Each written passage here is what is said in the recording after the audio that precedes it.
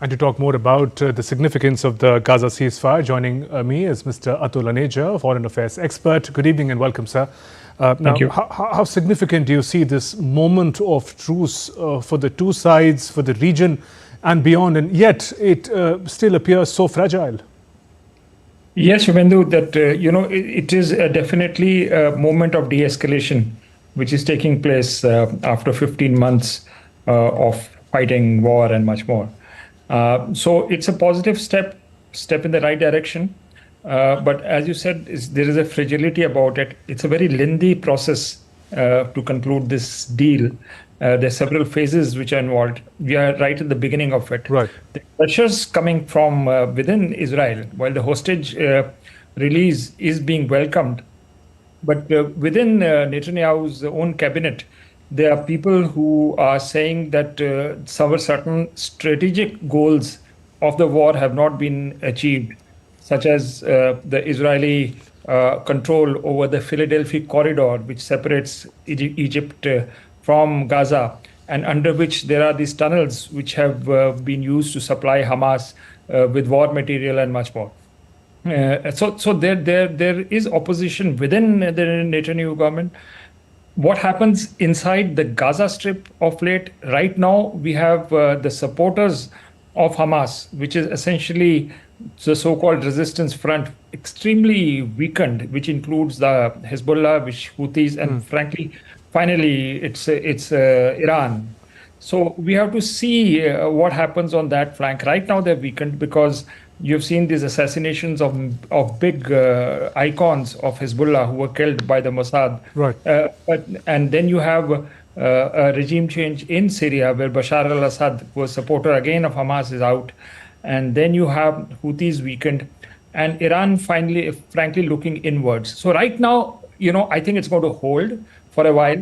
How long is the big question, Shubhendu? And there are several red flags there, which have the potential of igniting the conflict once again. Right, and so part of the reason many experts look at it as a fragile deal is because similar attempts at ceasefire were made earlier as well.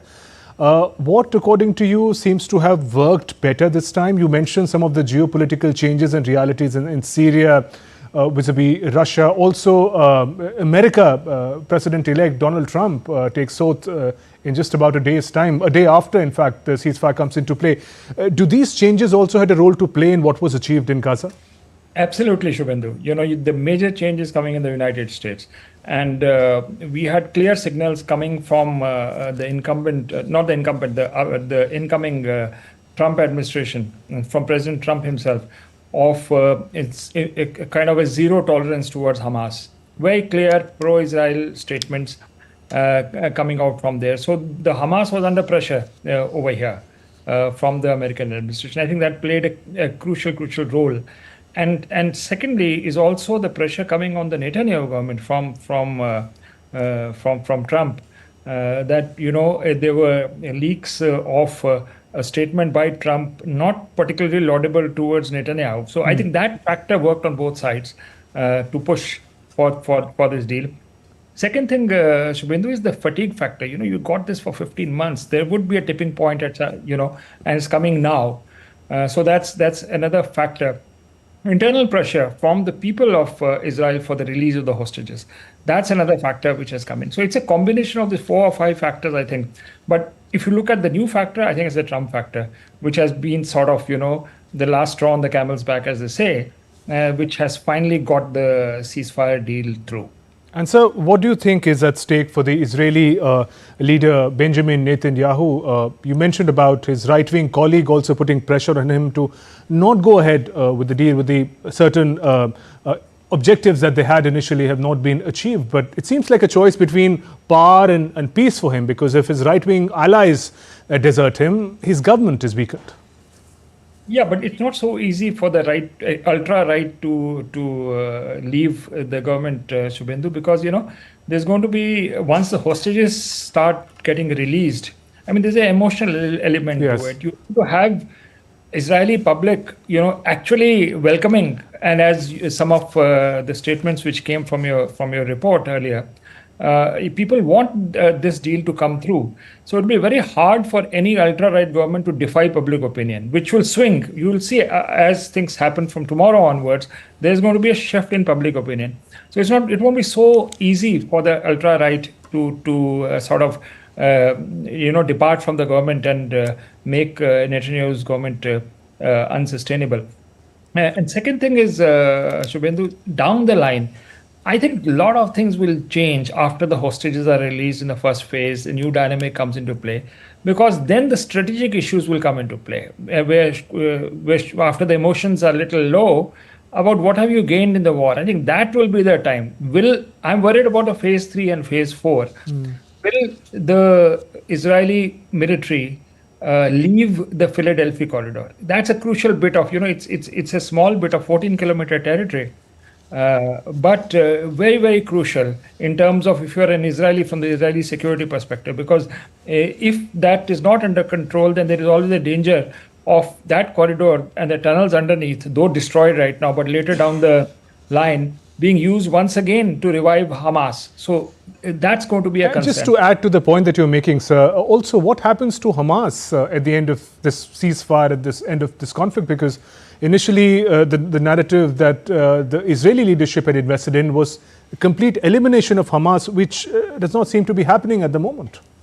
Shubhendu, Hamas is definitely weakened. Now you have people like Sinwar or Ismail Hania. I mean, they've all been killed by now. So it's a very weakened Hamas right now. What you have is people of Hamas who had moved from Damascus at one time, where the Bashar government had given them shelter, to Doha in Qatar, which is people like Khalid Mashal, etc. They're not really, they're not lived in Gaza. I mean, compared to Hania or Sinwar, they are a much diluted form of Hamas. But the point here is also, Shubhendu, is the prisoner release. Now, that's many of these prisoners are serving life sentences. That's many of them are very hardcore militants. So with the release, what options do Israelis have? One is don't do anything, and you're kicking the can down the road in a way, because some of these can emerge as leaders of the future.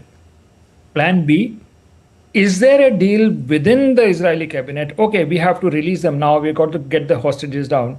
But in the past, Israelis have gone after some of these hardcore elements from Hezbollah, for example. I remember a guy called Samir Kuntar. He was released from jail, but shortly afterwards, or maybe within a year or so, he was eliminated by the Israeli military. So, these are the kind of things which would have been discussed within, I suppose, inside the Israeli cabinet between the ultra-right and Netanyahu.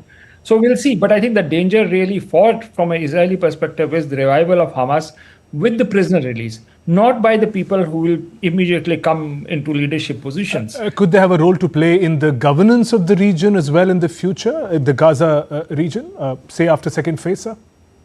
Not so soon. You see, they are also going to lie low because they know the Israeli behavior, how they react. So I think we are looking a little further down, Right. Shubhendu. Analysis would be that maybe a year from now, once you'll probably have the regrouping of Hezbollah also taking place by that time. What happens between Iran and Israel would also have been clear. So there'll be a new situation which will arise. So I don't think immediately there's a danger of the ceasefire breaking. But it is a great news of relief for perhaps the people who've faced the worst brunt of this conflict, the people, the civilians of Gaza. And what would the reconstruction look like, and what kind of investment efforts would go into it, according to you? Shubhendu, right now what we are having is the humanitarian side is moving. You have the trucks waiting, and you're going to have food and other things coming in. So, and other medical supplies, hospital reconstruction. I think those are going to be, the humanitarian dimension is going to be first. But then you have almost the entire city, turn into a moonscape. Now that's going to require big sort of financial investments coming in. And I don't see people investing so soon unless they have short guarantees that, it's going to stay for some more time. So I think there are going to be two phases. The first is the immediate, which is relief for the people of Gaza. That will come. And then the phase 2, and that will depend on both Philadelphia corridor and also, Shubhendu, there is another corridor called Netzarim corridor, which divides Gaza, North Gaza from the southern side. Israeli forces are right now in Netzarim corridor. According to the deal, they're supposed to withdraw from there. So, that's a bit if, I would say, because of domestic pressures inside Israel. If the Israelis do, and there's a deal for that, or an understanding, then you will have the first two, I think, kicking in of bigger investments coming into Gaza and reconstruction taking place. Right, sir. And finally, peace in Gaza, as and when it is achieved, what could it mean for the region of West Asia as a whole? We've seen many sparks flying in the past year, many actors coming into play, global trade being affected in the Red Sea. How do you see the region also looking at this opportunity? Yeah, so the first thing is the trade element, Shubhendu, Red Sea trade. What happens because the Houthis, without the network being there, how long can they sustain it? I think that's likely to begin. Second is, the Trump factor comes in here again.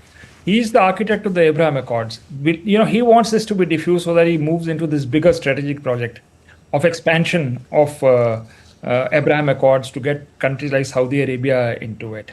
And the third element from an Indian perspective is that if there is peace over there and in Israel, can we really see the IMEC connectivity corridor taking off?